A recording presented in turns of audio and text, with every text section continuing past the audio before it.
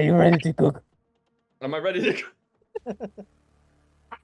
Just bit him by the nose, and then the guy's nose was like hanging. Oh, how old is this kid? He's playing so powerful. I think he's 14. This MF got some crazy pedals, bro. No, they're just axes. For whatever reason, I just have such a hard time with it. I think you're gonna ask about the left-hand floor tom. Yes. Nah, I don't have one, man. He's making it even harder on himself. Big buck in deathcore? Yeah, no, depends.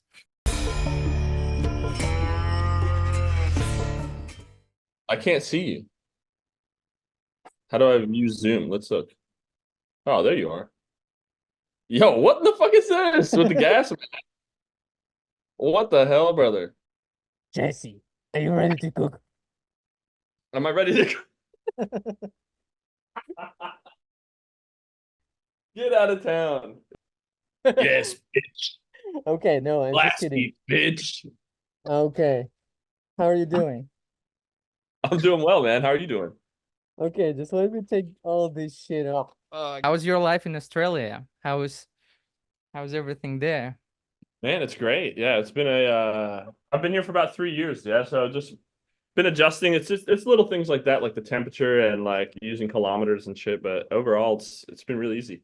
I know that there are a lot of spiders and shit there, but I haven't seen any, have to be honest with you. when you were flushing your toilet, have you seen like the one that or No, no? man. The huntsmans, I haven't seen any huntsmans. Those are like the big ones that are meant to be scary and very common. But I've Hmm. actually never even seen one, and it's funny because I work in a pub that's like 150 years Hmm. old. And I've never even seen a spider in there. Okay. So it's I guess it's a safe place for me to go there. Yeah, Yeah, I because recommend it. I mean, I love it here. I think it would be comparable to the West Coast. Like, hmm you're talking about sort of coastal, sort of like, you know, it- not too hot, not too cold. that's good because Sydney's very, in my like imagination, I was thinking that Australia is plus 100 all the time. was it very So hot, you mean? yeah. Certain parts of it are, yeah. But where I live in Sydney, it's pretty like moderate. Like it doesn't get below 50 really. Hmm. Maybe it will in the wintertime sometimes, but very rarely. And then I Hmm. mean it'll get hot, but only like 110 or 40 or whatever you want to call it. Okay. If you have to like compare Australia and America, right? Like what are three things that are better in Australia and what are three things that are better in States? What do you think? I think better in Australia is maybe like I don't know, lifestyle seems better. The food it's easier to get good food. Not to say that American food isn't. I mean, you can find excellent stuff in both places. Mm-hmm. I do like a lot of the wine from Australia. There's a lot more natural wine and stuff here. Mm-hmm. Three things about America that are better is definitely the beer. The beer is Okay. way better, like 10 times as good. America also has, I guess, I don't know, maybe it's more there's more diversity of places you could live. Australia's pretty limited with cities and stuff. And I don't know what else America has that's better. I mean, you could say like it's got I mean there's just a lot of differences in the landscape, right? Mm-hmm. Between the mountains and you got like the marsh and swampiness of the like southern parts. You got a big desert in Las Vegas, it's like you got all kinds of stuff in America. Mm-hmm. But what about healthcare? Do Oh, you the healthcare here is way better for sure. is Well, way I don't know better? about better. It's just more accessible to me as a person who doesn't have a lot of money. Mm-hmm. Way more accessible. Yeah, because here if you don't have insurance, I had it like the hard way because I got like a dog bite. A dog bite Yeah, she bit me right here. in your face. What kind of dog was Yeah, it? and I had like a piece of skin hanging, but Brother, a pit yeah, bull? What kind of dog? I just like a long story, but it's like a family dog, but it's fine. But the thing is that I didn't know shit about health insurance. That you just if you don't have it, you have to pay a lot. And went to the emergency, and I asked the guys there who are working, like, what is it gonna be? How much money do I have to spend for the stitches if I don't have insurance? And the doctor's like, well, it's gonna be probably around 3 grand. Yeah, And I'm like, fuck this. Just put the band-aid. just tape it, literally. Yeah, tape it. The woman taped it. And then I got the hospital bill, which was like through 2000 or something. Yeah, just for going to the emergency room. It's pretty insane. Uh-huh. Yeah, that wouldn't happen here. I mean, they still recommend you have private insurance, which I don't, but you don't necessarily need it. Like if you get a cut or if you get injured or something, you can just go to the hospital and they'll take care of it for you. You need to have Medicare or whatever, which is a government subsidy thing, but you don't Hmm. have to pay for it. What was the last time we actually saw each other? Do you remember?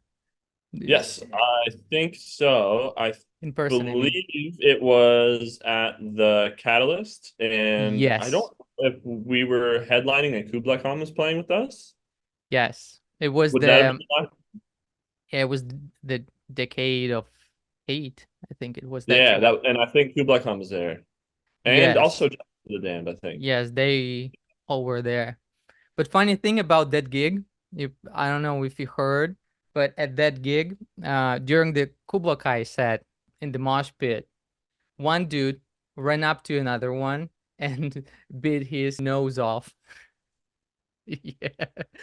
It's just like one of my students told me, like Man, one of our school students. So he just like ran up to him, grabbed him by like shoulders or something, and just bit him by the nose. And then the guy's nose was like hanging. oh no, Yeah. I don't remember this. I was probably just Yeah, fishing you in the were green. probably already in the bus when it, Yeah, or you holy you probably were practicing when it happened because yeah. I uh, played. I played after them. Yeah, true. Crazy man. Well, hopefully that guy's all right. Shit, you need yeah, health insurance for that. yeah. If this guy sees that, just reach out. I'll send you the t-shirt. Yeah, true. I mean, honestly, it's that shit sucks. I don't think any of us heard about that. That's brutal. I don't know if it's like 100% true, but I've got no reason Khan to, inspires, yeah. Yeah, Kublai Khan inspires some hefty mosh pits. So I'm yeah, not doubting. So yeah, it's been about a year since we've been back. and then there was the album recording and stuff. We will talk about it later, but Yeah, anything that you guys are promoting currently. So I know you yeah, guys are going on tour, right? yeah. We're doing the States in like 3 weeks. So probably by the time you put this out, we'll probably be either on tour or close to it. But yeah, we're Mm-hmm. doing United States tour with Angel Maker, Signs of the Swarm, and Snuffed on Sight. So that'll be pretty cool. I mean, I Uh-huh. know that I've known Steven for so long from Angel Maker. Like I remember seeing him play in a basement in New York City, maybe 8 years ago, and I thought this guy's fucking good, and Yeah. he's just been working on his career ever since then, and it's really cool that we're finally gonna get to go on tour together. Bobby also is insane. Bobby Crow from Mm-hmm. Sons of Form. He writes all the music too. I see him like on Instagram all the time with the guitar. So yeah, and he's very Very good, cool man. very tight on drums. Same as Steven. Both of them have like these two guys are built differently when it comes to heel It's toe crazy. because it's Yeah. the second hit of their heel toe is so, usually when you play the heel toe, the first is good, the second is shit.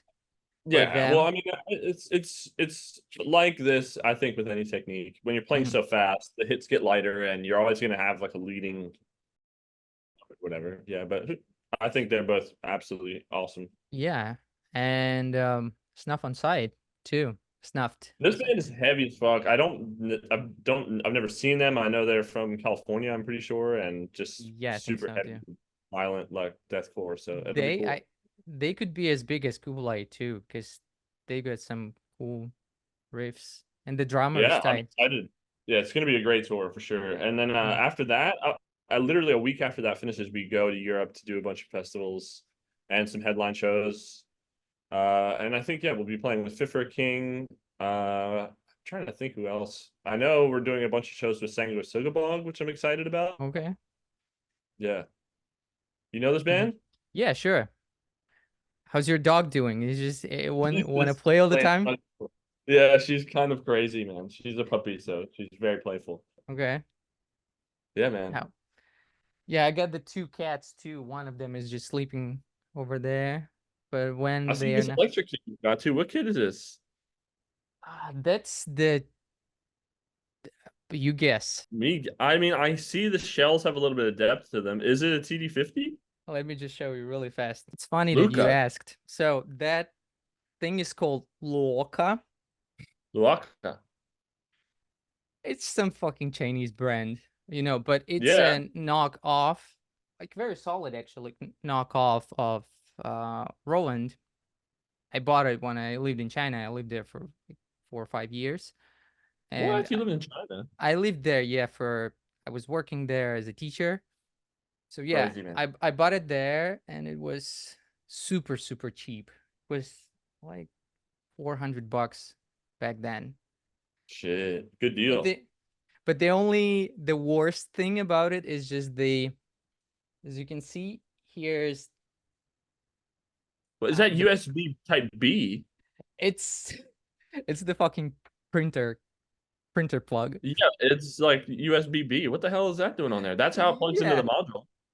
Yeah, Crazy. it's usually right. Roland has the jack, right? Yeah, it's just an instrument cable. Yeah, but this thing has that. USB type B. Very niche, but if it works, it works.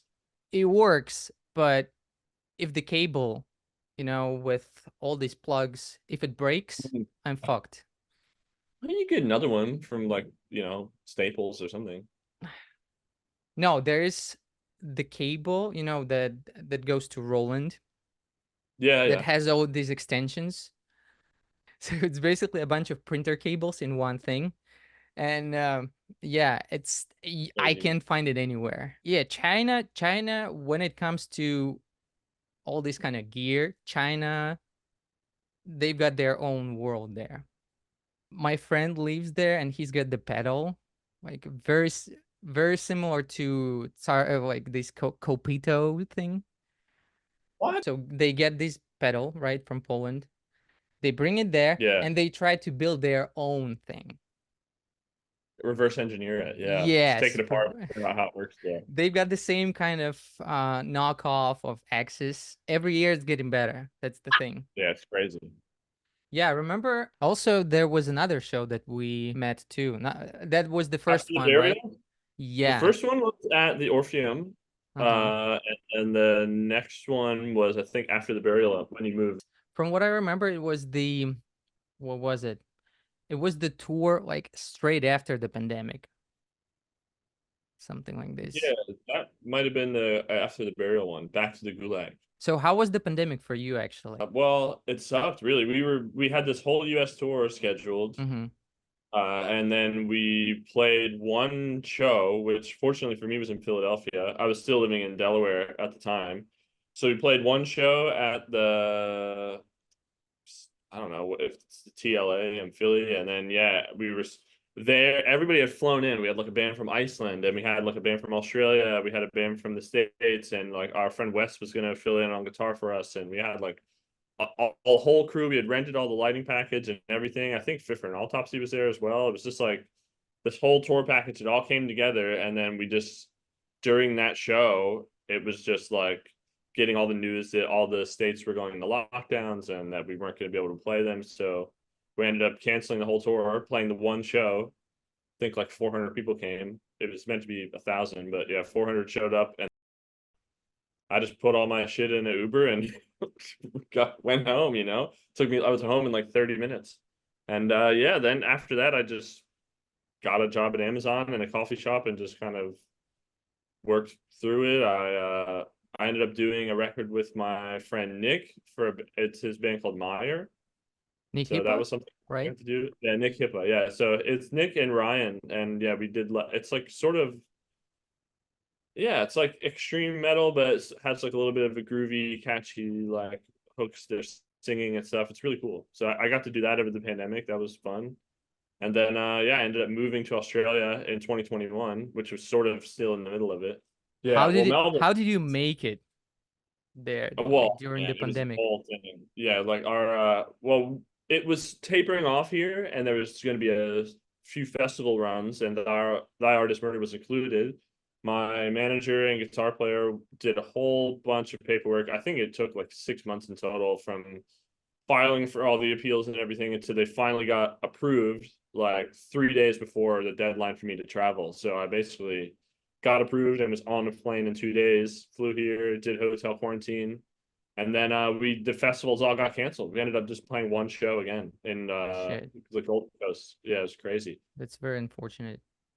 Yeah, I mean it sucked, but then I had an opportunity to, hang out with my now wife, and so I mean it was a journey, but yeah, ended up with me moving here, so it was good in the It's all end. for the better, right? It's Yeah, all I think it ended up with Yeah, it's all for the better. I got the same kind of situation when I moved here to States 3 days before they closed all the airports. So it was in crazy. January 20th, 2020. You went to Florida. It was DC. It's close to me, man. Well, I was in Delaware. That's pretty close to DC. Uh-huh. Is that the state where you were born or no? Yeah, I mean, I was born in Missouri, but I lived my whole life in Delaware. Prior to the interview, I was trying to find like anything about you. There's not so much information. There's only some stuff in the text, like in the Yeah. text format, and there are not so many videos. Videos of me with Jungle Rot. That would have been that was like my first like career metal band or Hmm. whatever. And there So was yeah, one with the Black Crown where you just yeah, went yeah. to We the. had a few as well. What I'm trying to say is that there's not so much information about you on the web. I wanted to fill some gaps. How was it for you? How did you start it, your journey? Yeah, I mean, it's the same as everyone, really. I mean, Uh-huh. I just had my uncle gave me a drum kit and I started playing, and I got into it, and then basically I wanted to learn more about drums, so I ended up auditioning for the marching band in my school. That's a cool thing that we have in the States. A lot of high schools have marching bands, which is like, they play at the football games, and it's just a really good way for youth or high school age kids to get into drumming. They teach you a lot of stuff, all the Like rudiments, rudiments? all the technique. Yeah. And then from there, I just, played drums all through high school. And yeah, I basically started touring right out of high school. When I was 18, I went to Europe with my local band, and then I was playing around the area with local bands for a while, and then I ended up joining Jungle Rot, I think in like 2010 or something, and started touring with them. I listened to a couple albums, a few probably. It's like thrash death, something It's like this. just simple like death metal, you know what I mean? Just very very yeah, it's nothing too crazy or extreme. They really just they have their style and they run with it, and I think that helped me a lot with like, this weird mid tempos, from like 130 to 160 Hmm. when I was, you know, playing a lot of that music. That's where it all falls in. But did they reach out to you or you auditioned for So them? yeah, my local band actually did like a tour with them in Europe, and we were supporting them. And then, so I met them on that tour. They could see that I was like, really interested in drumming and playing a lot or whatever. And when they needed somebody, they contacted Hmm. me so if I would be interested. And I said, well, hell yeah. And I did that for a few years. And then we did a tour with Rings of Saturn and ended up meeting those guys. We became friends. And then I ended up joining Rings for 1 year, did 4 or 5 tours with them. And that's how I met Thy If there was the task to like talk about your drum career in 3 minutes, you would succeed in it. Yeah, I mean, I met Thy in 2013, and I was became friends with a couple of them and kept in contact over the years. And when they needed a fill in when Lee got married in 2015, I did that. And then yeah, when they eventually needed somebody full time, it made sense. Yeah, I remember you recorded the depression sessions with them. Yeah, yeah, that was just Yeah. 2 songs, but I did that because yeah, Lee was getting married. If you think he was on his honeymoon or something, for him to have flown over for just 2 songs would have been like expensive and unnecessary. So it was a really cool opportunity for me to get to do that.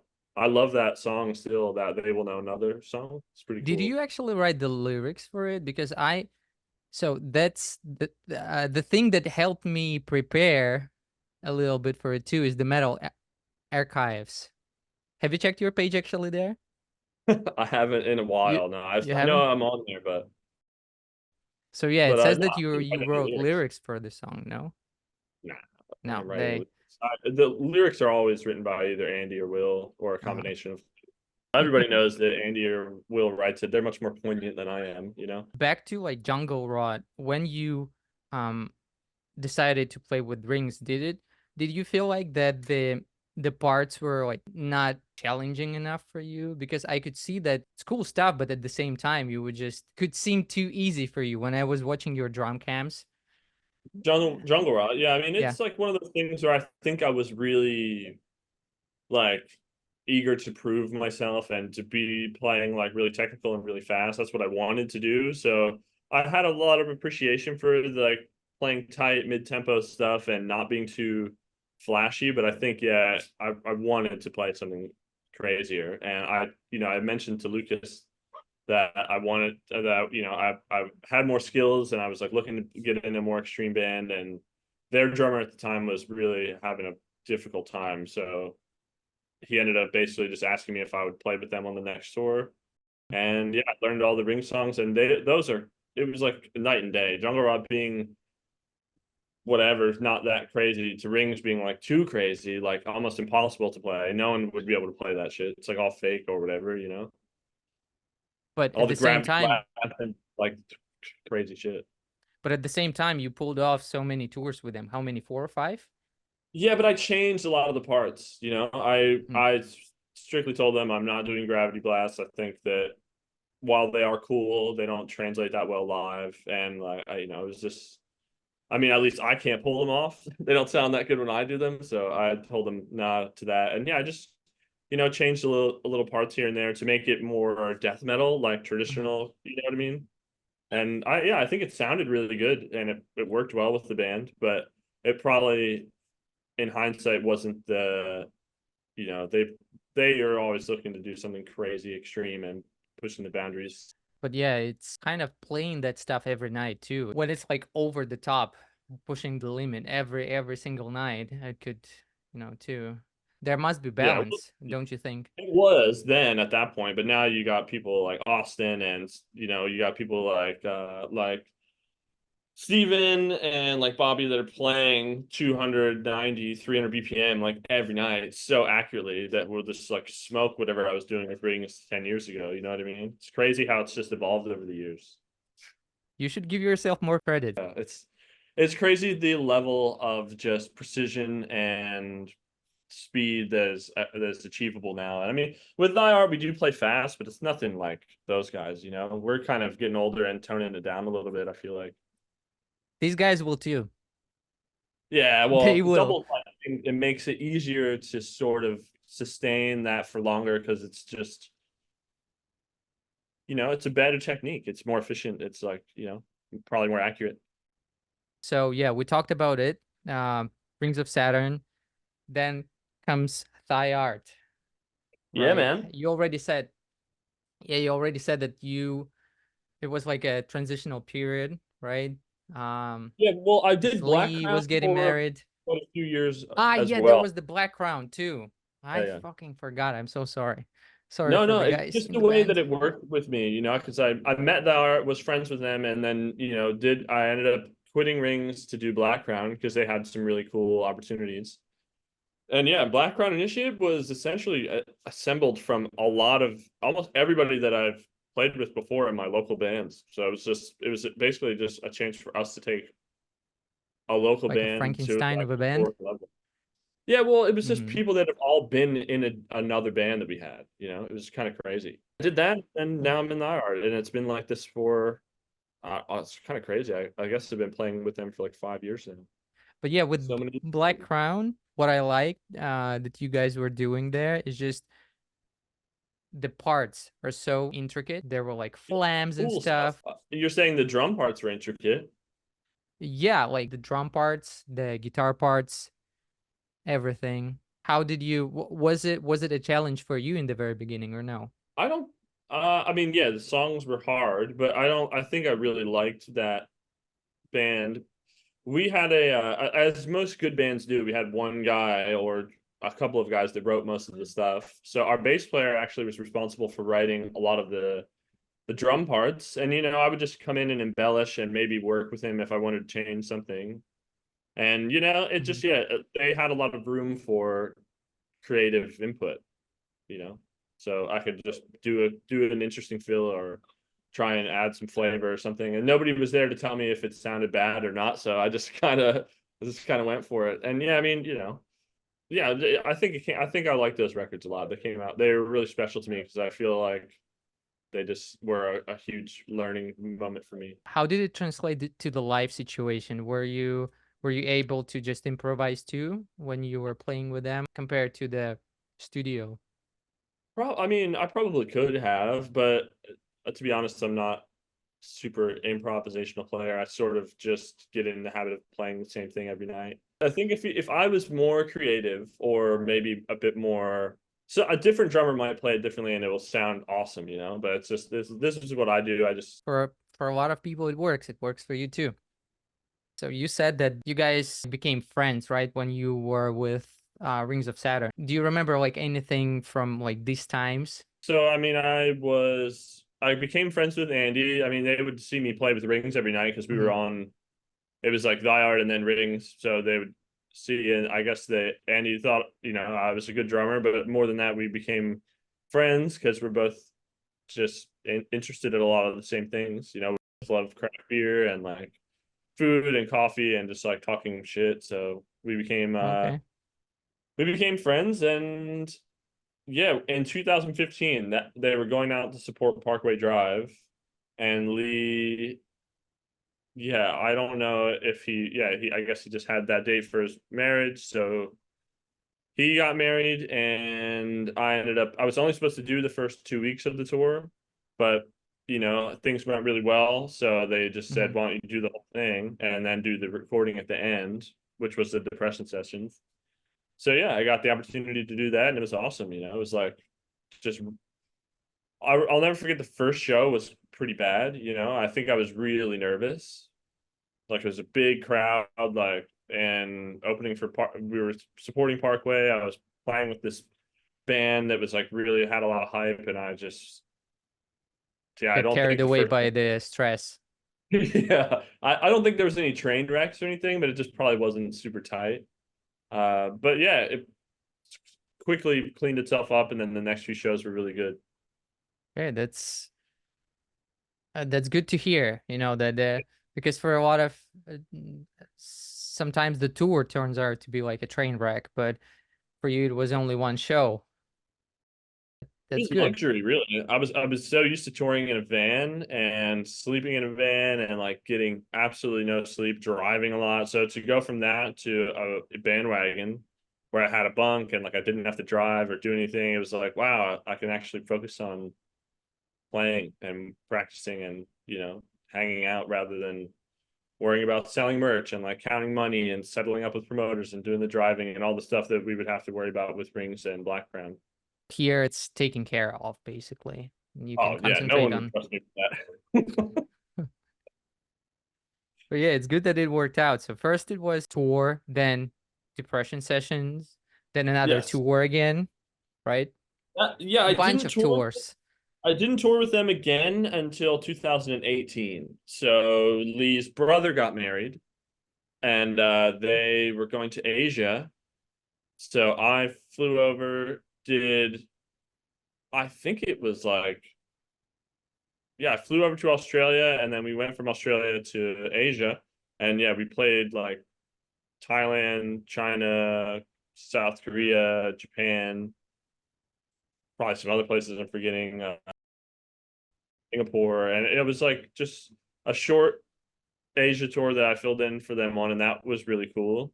And then after that, I got asked to do an Australian tour with Killswitch and Parkway, and then we did it. And then I think after that is when Lee decided he was gonna take some time off, and I did a few tours with them throughout 2018, and then Lee came back, and then yeah, he stepped out in 2019, and then that's when I ended up joining full time.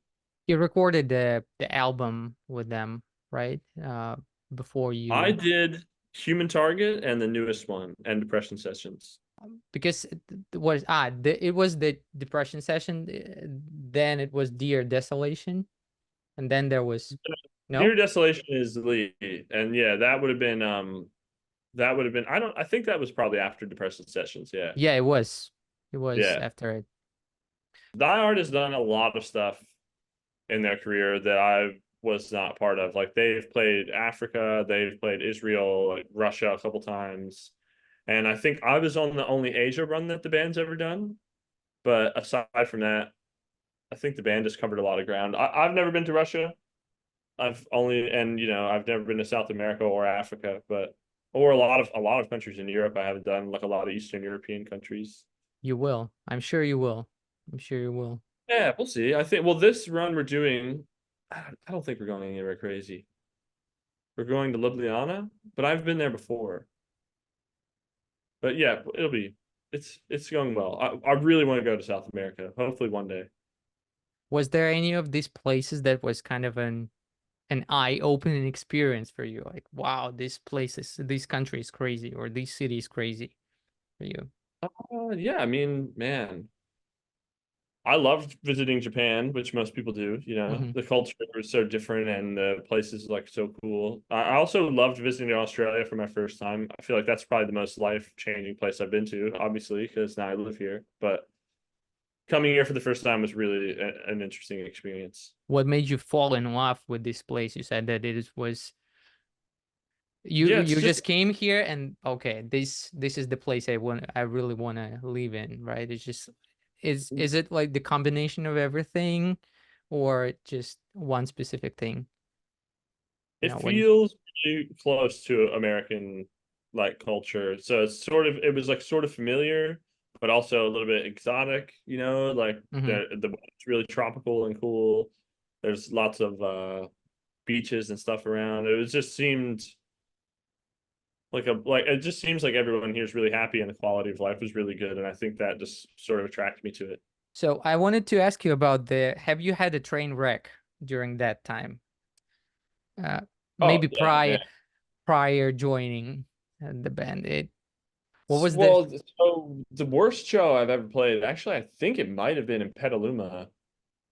If you're asking about train wreck shows, yeah, I mean, because now we're talking about beer, and this can get a little bit naughty, especially when I'm trusted with, figuring out where we're gonna go. So one time we were playing Petaluma, coming down the coast from San Francisco, and we stopped at a brewery called Russian River, which is very famous. Okay, Like, I never heard of it. was the destination that I've really wanted to go to for a long time, and I had one too many double IPAs, and we go to play, and it's like funny because I'm warming up, and I was like, I can't really feel my hands, like this doesn't feel right. Shit. And then yeah, so we go to play. This was with Blackground, and the set starts with the fill, and I'll never forget. The click goes off, and I just do the fill, and everyone turns around and looks at me, and they're like, "Fuck this."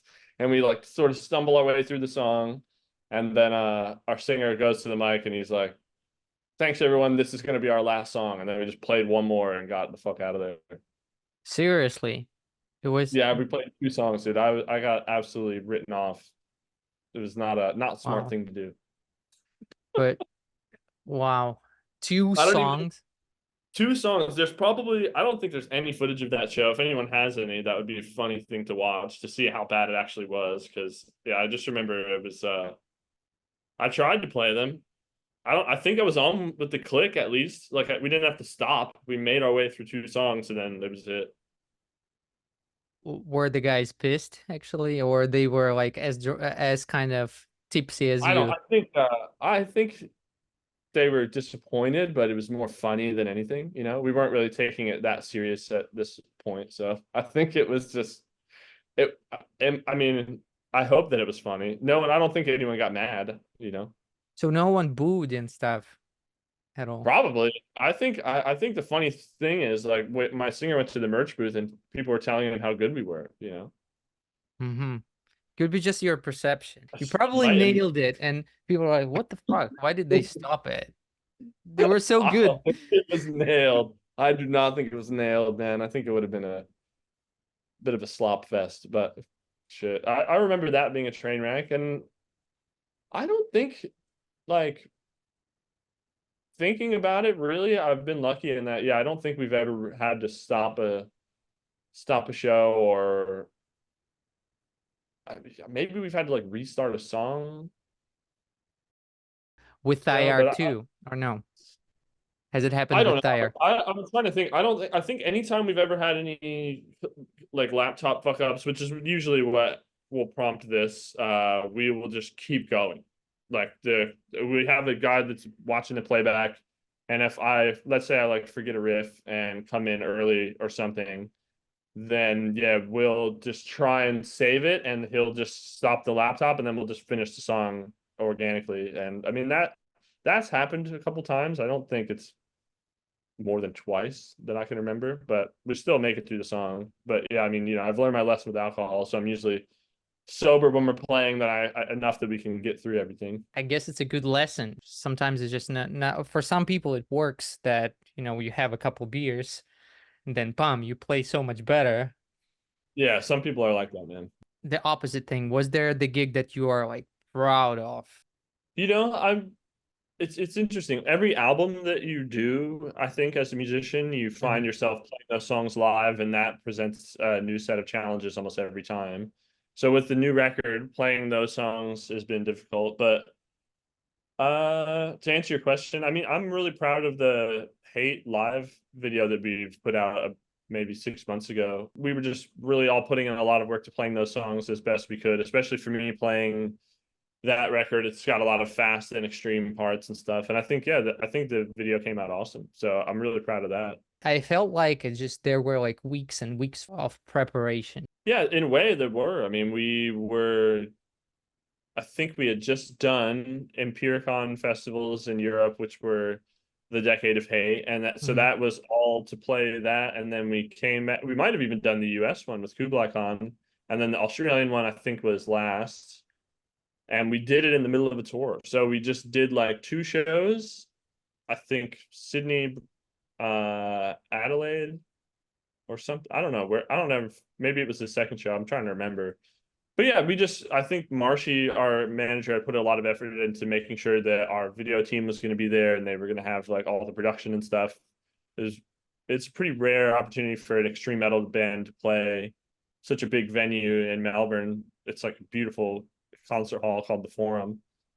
So yeah, I think there's a fair bit of work that went into organizing it all, but as far as just playing, it was just happened to be that we were in the middle of some tours.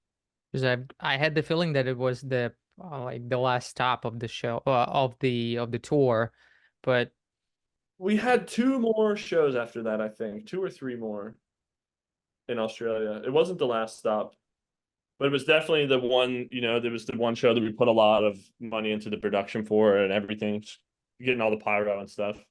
yeah, it's worth it. It looks really, really, really impressive. I'm happy. I'm really proud of that. Yeah, that footage and that set of shows I think came out really well. Yeah, and the audio was so good that it was released on vinyl. So our sound technician would have been Lance Preston. He does North Lane. He's sick, and so he would have recorded it, sent the audio to Will Putney. I didn't know we were gonna do, but it's probably sounds pretty good. I don't listen to vinyl, so who knows? You have to. It's such a good hobby to have. When you have the first one, it's just like a snowball. You want to have Yeah, more. You want to have the records that were in your childhood, in your teenage years. For example, I've got it the makes Iowa. For example, you remember this Portrayal of Guilt record? love that band. Fucking love that band. It's such a, it's my nightmare fuel.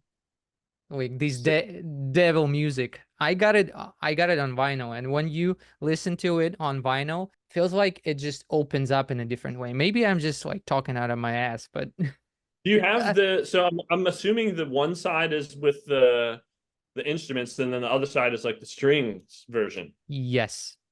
So crazy. Like that little film they did where it was like a little Yeah, it's just all the strings, like I don't know how to say it, like the quartet version of the Hmm. album that they shot a little video for. So cool. Love that dude's vocals. He's just, yeah, I love that band. He does sound like a devil, you know. And Good. I heard like I listened to the previous records, and it was not, you know, as evil as it is right Yeah, I now. think they really channeled something on that EP that is just, yeah, it's really dark. I like all their previous stuff as well, but yeah, it's just that one is especially, it's pretty scary sounding. Hmm. It could be the soundtrack for for some, you know, like horror It could. stuff. And I It, seen you release a video of James. Is that his name? Also, that guy James James Beveridge. Beveridge. Yeah, I'm sorry. Yeah, he is so tight. Prior to me showing him the drum cam, he's like, "Oh, I don't think it was a good show. I don't think yeah, I fucked up so many times." And I'm like, "Where?" I send it to him. It's tight. He's a tight drummer. Tight Yeah, drummer. the style's really cool. I think he brings something interesting to that kind of like, I don't know. It's a sort of like black metal, but not really. You know, like the Hmm. style of it is really interesting. And that track, you know, do do do do doom doom. Don't. Yeah. How the fuck is that? What's your sticking? How are you playing that?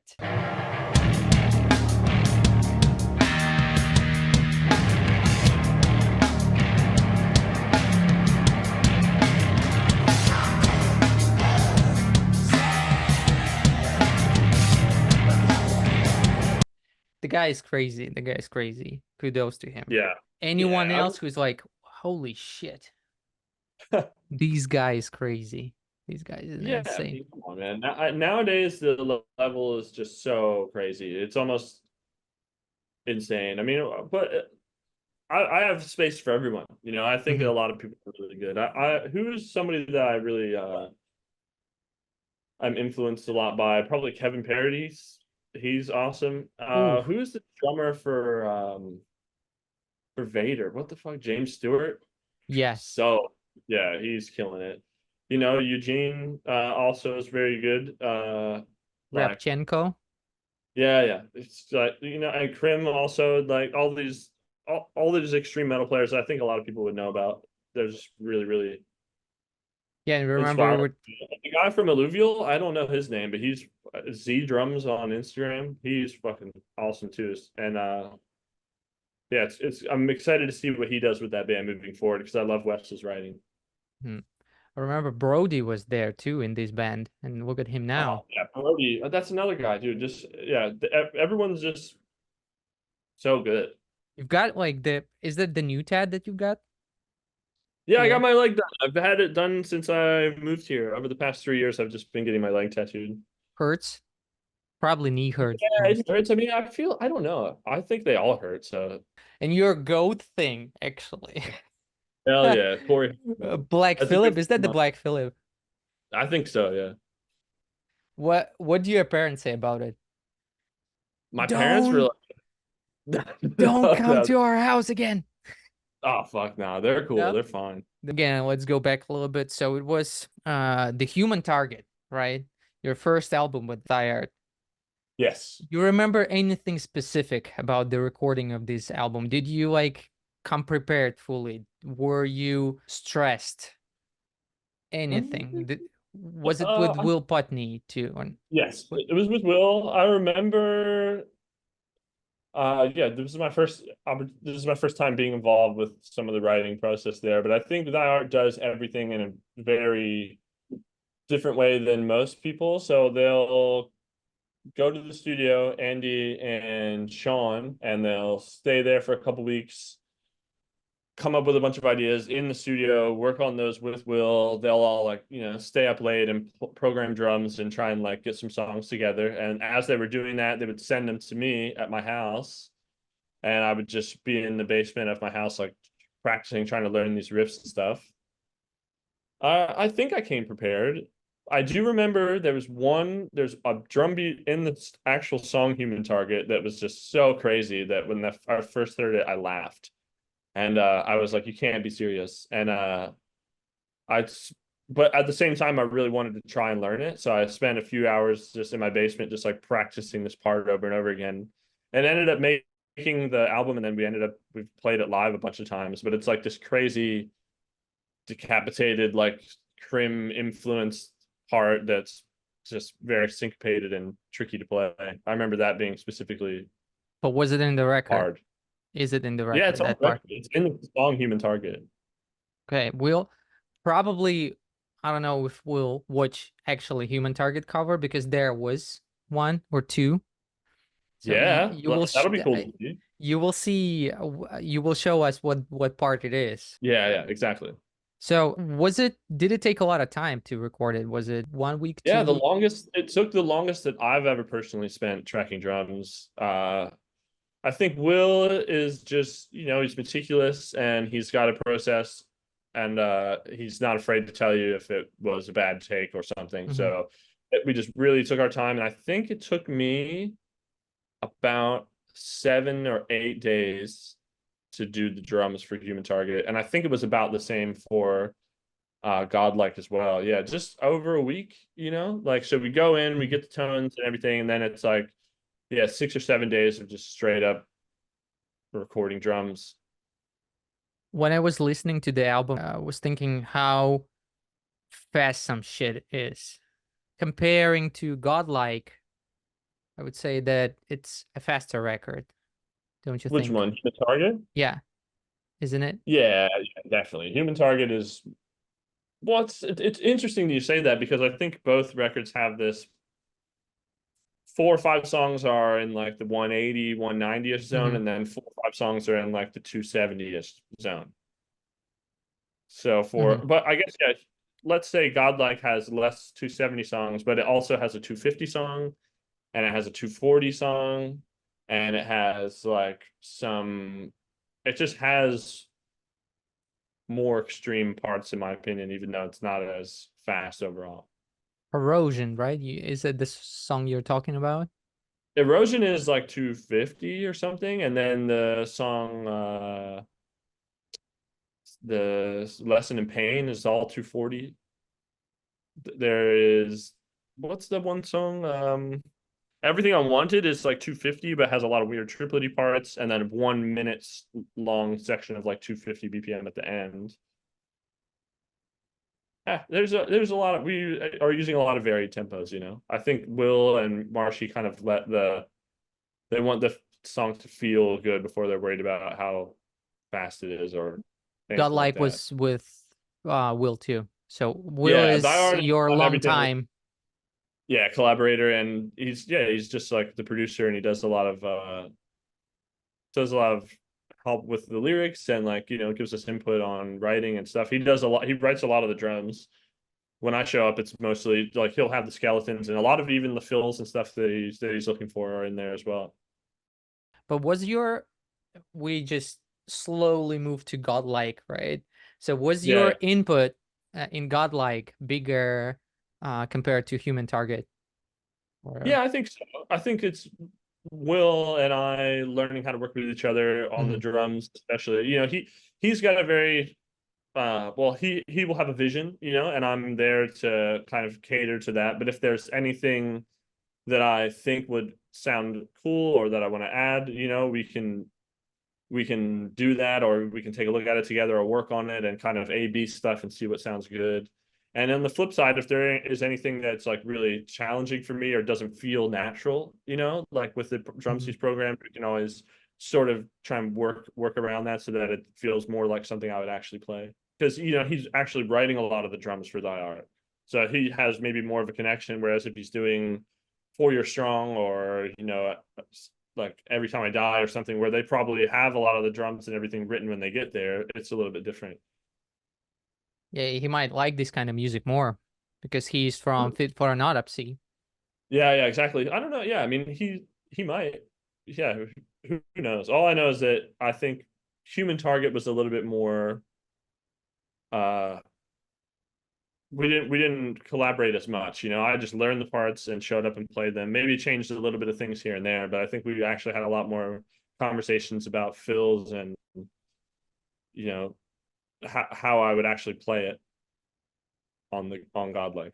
Is there a song that you are proud of the most in this album, the latest one, Godlike? Oh shit. Yeah, what's the coolest? I mean, I like a lot of them. I like Antithema, I think is a cool one because it's got this like these 240 sections of the song that are a bit thrashy and groovy, and then the middle of the song goes to like 280 or something, Hmm. like out of nowhere right in the middle, and I thought that came out pretty cool.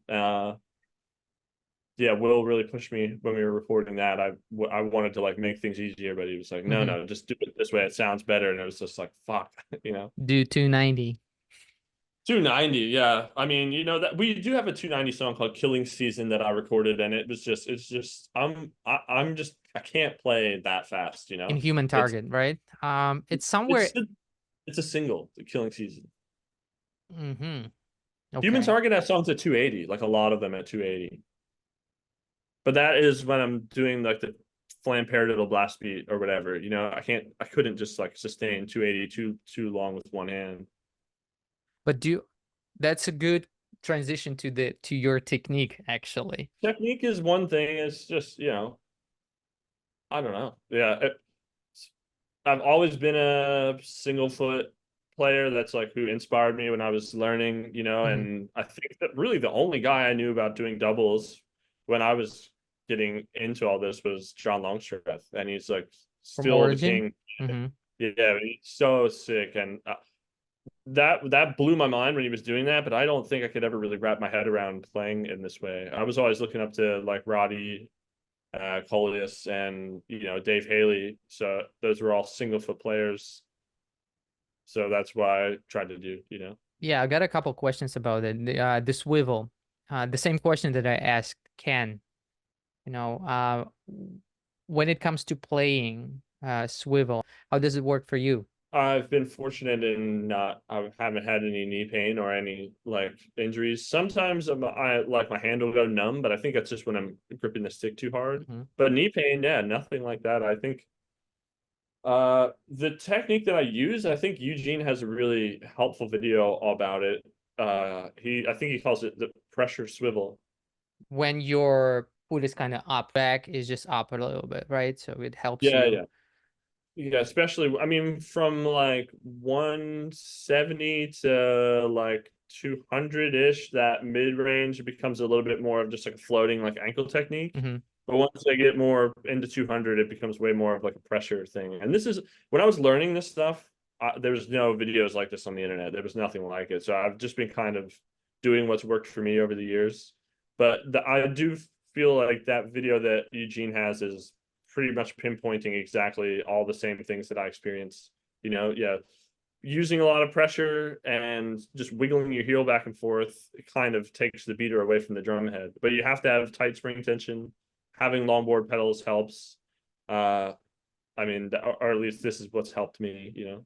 How long did it take to start noticing progress with double bass? Yeah, no, this is a good question. And I think for me, I definitely had certain goals along the way.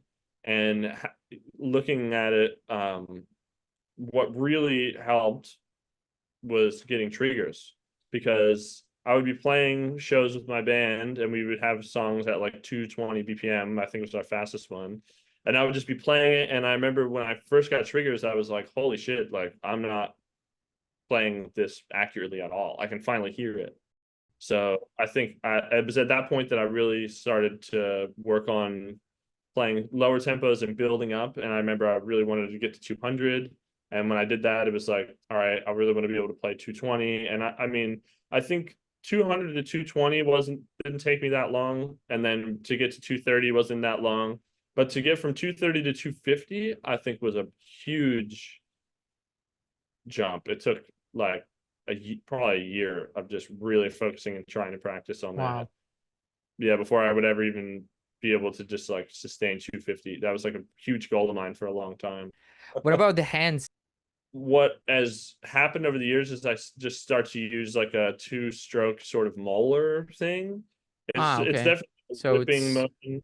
Yeah, it's like two just but it's only two strokes. So the triplet stuff becomes a little bit weaker. And then I have its tendency to like look like I'm bouncing when I'm playing like really fast. I'm putting a lot of energy into it. I've been trying to work on it, maybe get more fingers involved and try to like chill. But yeah, it's usually a lot of Moeller for the hand technique.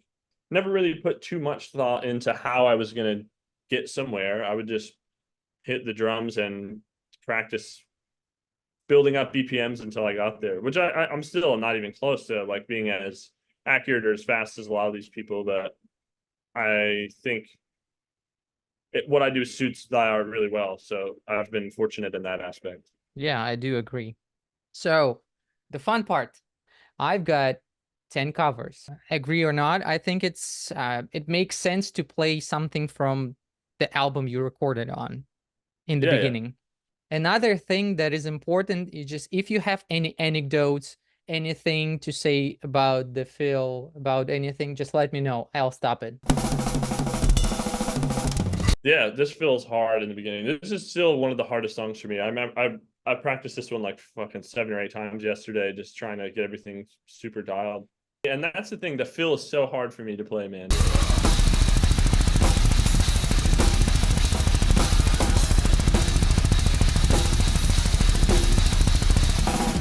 How old is this kid? He's playing so powerful. I think he's 14. Oh, man. This kid is 14. But so far, anything you want to say? All I gotta say is that I hope that I play it this good when you come see us next. Yeah, he's killing it. Yeah, he's got the swivel and the charges. Yeah, man.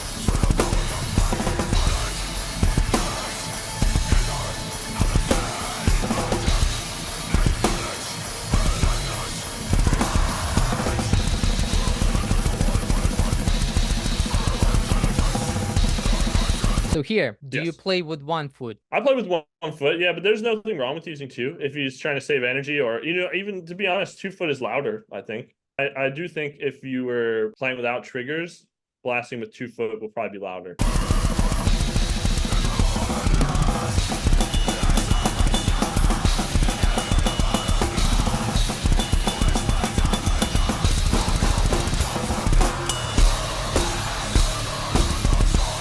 This part is so kind of bouncy, wants you to march. I Yeah, like the just like, skank. Did you think about Jungle Rot when you were and it was a part that you were just like, fuck yeah, like just thinking about making something to play at a festival, you know, like something just to would translate really well to a big stage. Oh, good.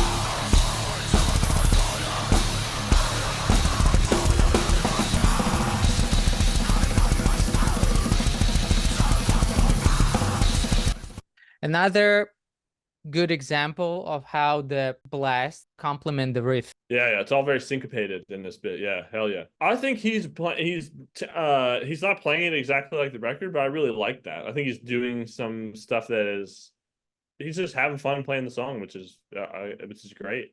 This I is do probably one of my agree. favorite die art covers that I've seen him do. So I've seen a few of them. This one seems to be like the one where he's really vibing. Really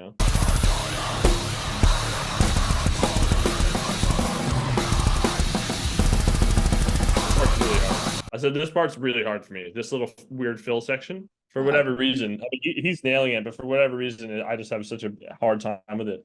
the part that after the blast or before the blast? So it's this little bridge part that he's playing right now. There is like a blast beat in it, but it also the way I play it, I do like a lot of rolls. So it's just like a weird. This is a weird section, but it seems like it's not giving him any trouble. Yeah, This video is also not edited, which I really appreciate. Like it's literally just him playing, which I think is great. and he's got the module. What is it? And I guess it's one mic or something under Yeah, there. it's Yeah. like just straight up, just sick playing. I wonder if he removed the drums, like using this Moises app or something, but sounds Yeah, it good. could be. Yeah, it does.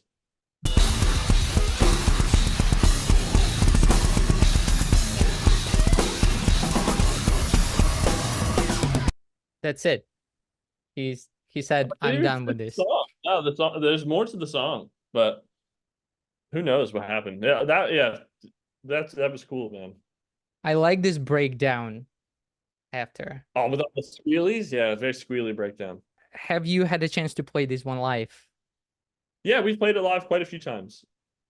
Okay, good. How does the audience react to it? Do you actually watch the audience? Do you have a chance to just Yeah, I don't think I see them as much as the rest of the guys. I'm pretty like, usually in the back of the stage and it's dark and stuff, Mhm. and I'm usually probably more focused on drumming, but I do watch the crowd.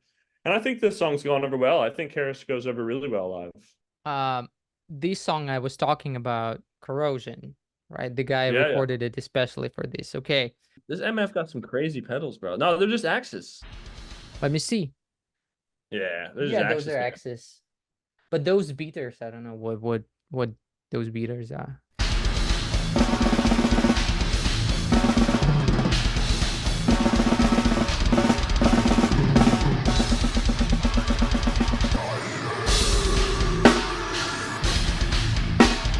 Anything to add here so far? No, he did it 1 foot. Sick. That's how I play it. Was there a situation for you when you're like, when is it gonna be over in any songs that you're like, oh Yeah, fuck? nah, I mean, not really like a when is it going to be over, but I do think we had a song off Human Target that just like starts with 270 blast, like just that it's like this long guitar intro thing, and then it's just straight to 270 with like a floor tom hit on the end. And yeah, that song definitely live I can be like, because I'm apprehensive, I'm like waiting for it to happen, and then when it happens I'm like, don't fuck it up.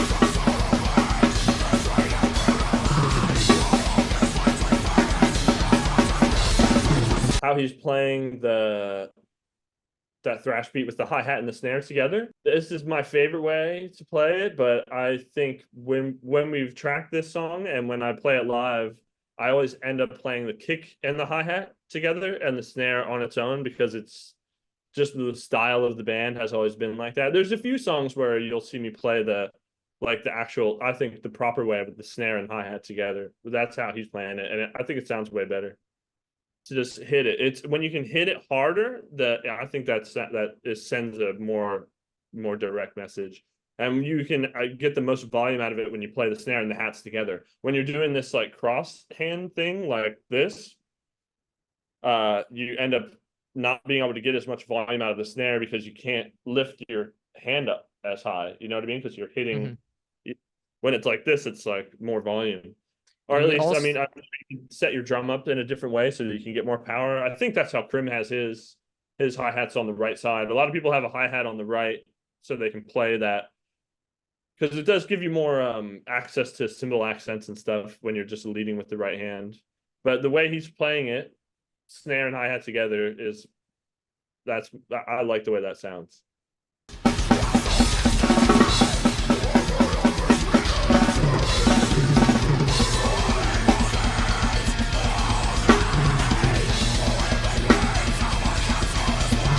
This part, I Mhm. also have something to say about this. Whoever's watching, but this section right now is some weird thing on the record where it's like alternating between the hi-hat or the China and the ride, and also like the hi-hat and the floor tom, and it was really, really tricky to learn. That's a section that Will wrote that I loved the way it sounded, so I spent a lot of time practicing it.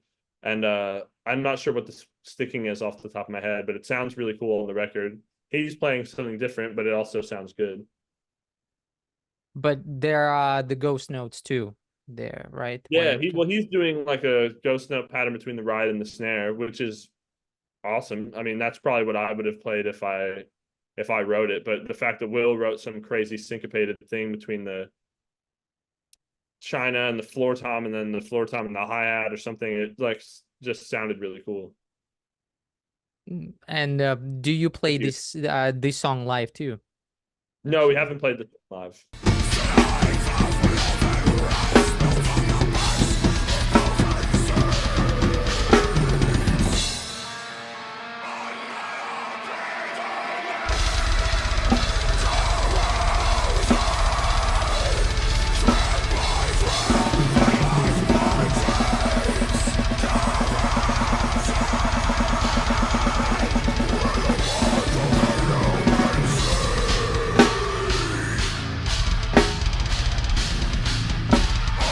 chorus.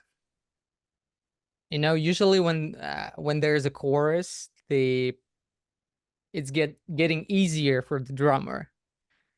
Does it seem like it here? Well, it's a weird thing with this extreme metal. Like You never know. it's more notes, right? But in a theory, it's actually less stuff going on. Like just a stream of kick drum going really fast, but over the top is just slow cymbals. You know what I mean? It's actually just like a 4/4 backbeat, but the kick is playing really fast.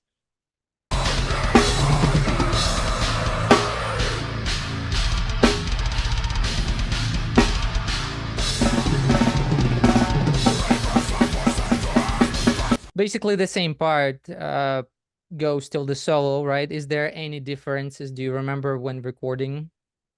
No, there's nothing. I think after this, there's like a Oh, sorry. faded like breakdowny bit. Let's But yeah, I have one a second. feeling this guy likes a lot of cool extreme metal, and that's probably why he's chosen this song, because it's like the most, you know, like blast beat kind of vibe song we've got. With thrash beats and Yeah, stuff with it's the D most like beats. extreme metal, yeah, like Hate Eternal, fucking Nile type vibe. Yeah, it feels like it. Okay, one second. I've got the cat. I need to let him out. So you can just meow. One cat is outside, one cat is inside the room, so they just annoy each other. All is good, bro. Okay, let's see if there's a breakdown that you were talking about, the last part.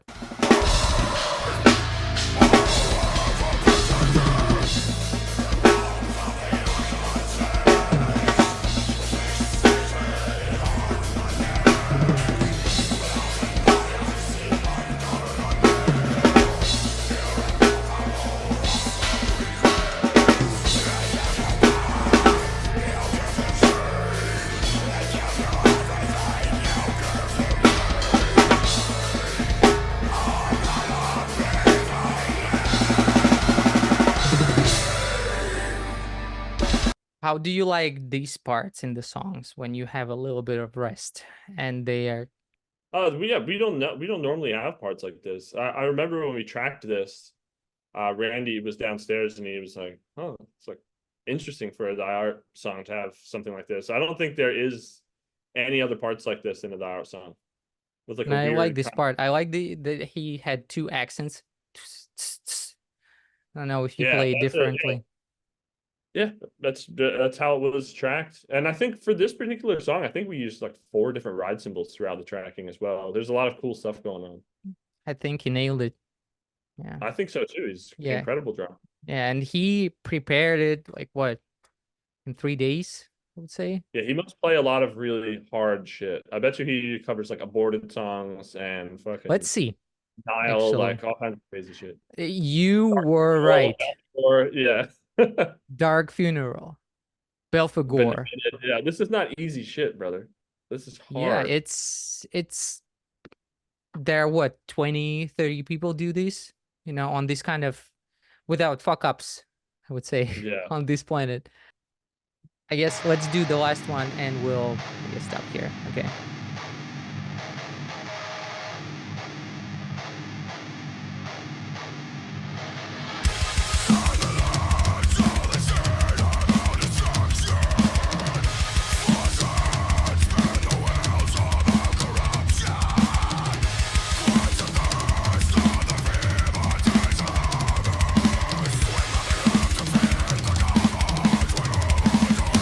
I think you're gonna ask about the left-hand floor tom. Yes.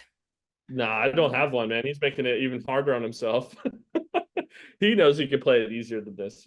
He's too good. Because I don't remember when I was shooting your drum cam, I don't remember any. So Nah, that was my question. I don't use the left-hand floor tom. I just am just you know, like we've been talking about, I just kind of stick to one thing. I've always used 2 up, 2 down, so that's still what I do. All right. He is amazing. We don't need to watch the whole thing. He's got that sandblasted MB20 like prototype ride. It's so cool.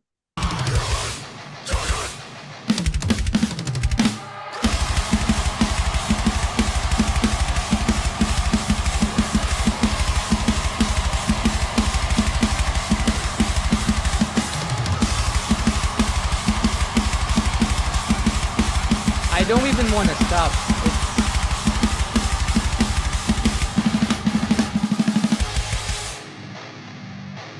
Sorry, I had to stop it again. But that feel you were talking about, was it? Yeah, that's it. That's the part, man. It's so hard. That shit took me ages to learn because the feet are doing something so weird. It's like two groupings of five, a grouping of three, and then I think another grouping of five, and then it restarts. And the right foot goes the whole time. So that's Mhm. even less complicated than that. It's like My brain is already like frying right now at this point. whatever. It's just a really tricky double bass part that the guitars are meant to copy, and it just ends up sounding crazy with the snare accents being on those weird triplets and stuff. I think he was just going for like a Crim decapitated type vibe. Adam nails everything, but I think the writing of that part, yeah, was definitely trying, yeah, looking for like a decapitated, like a Carnival is Forever type. Mhm. Yeah, Adam did amazing job. So there's one very, very short one. Oh yeah, Flo, You know the another guy. cool guy. Yeah, He is actually right now on tour with Benighted, yeah. He told me he was going to be filling in for Kevin. which is insane. Yeah, He it's ridiculous. filling for Kevin is He's already. so insane. Yeah, I mean, how's he play so fast? This guy.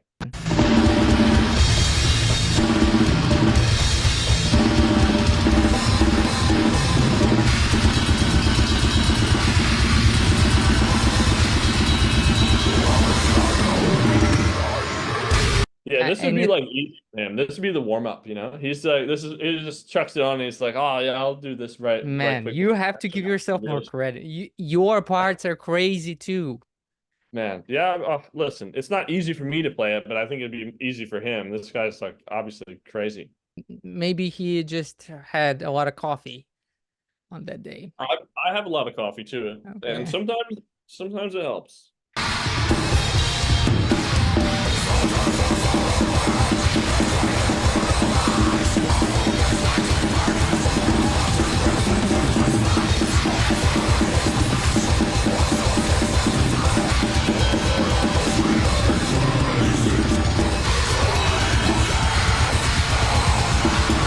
I like his interpretation of this part.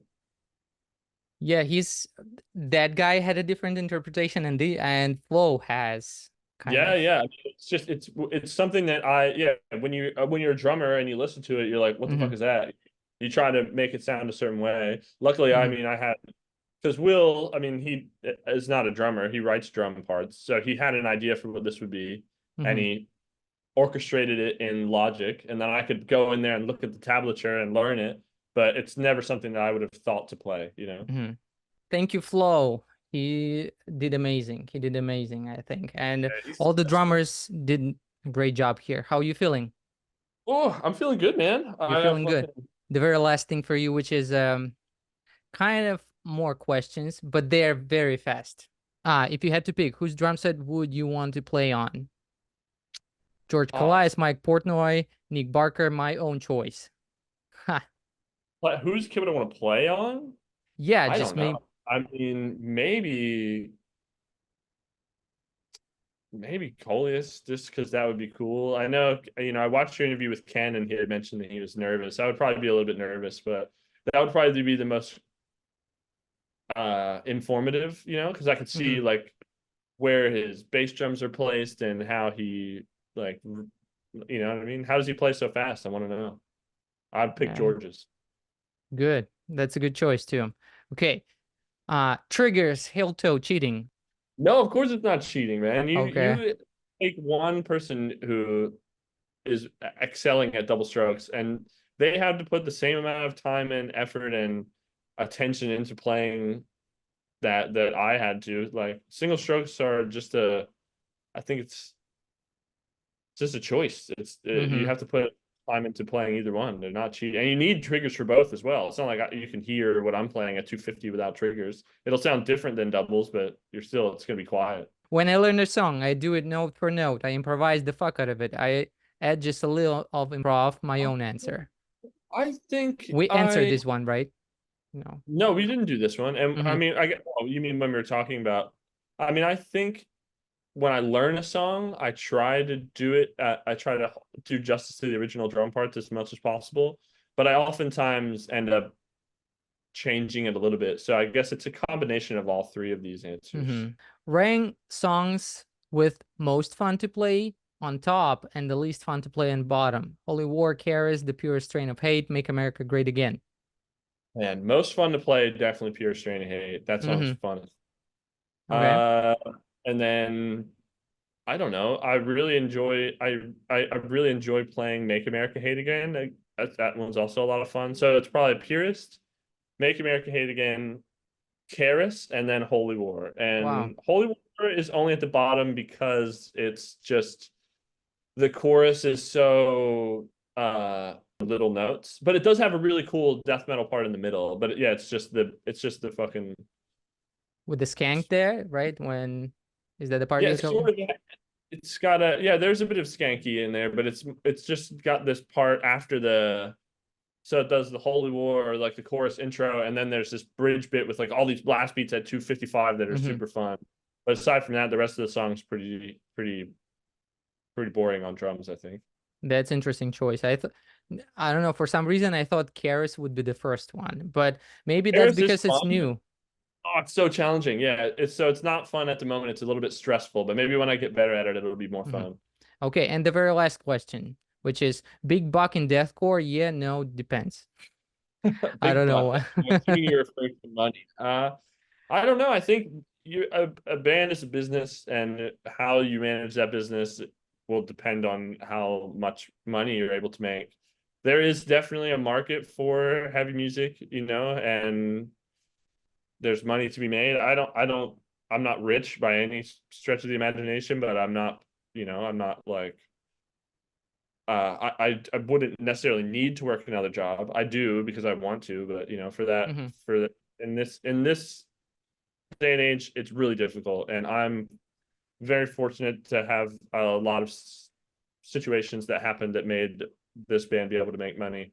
And thank goodness for my manager, and he's able to take care of all that stuff and really looks after the rest of us. But it's not a there's no recipe for that, Like Diar got very lucky early on in the career, and I think that that's what's allowed us to have a little bit of freedom with finances. Or I think it could be not only luck, but hard work, because the band is from Australia. You have to work much harder, I guess, to Yes. get the Yeah. American market and European market. The So, bill, the bill for leaving your country is so much higher than it is in Europe or USA.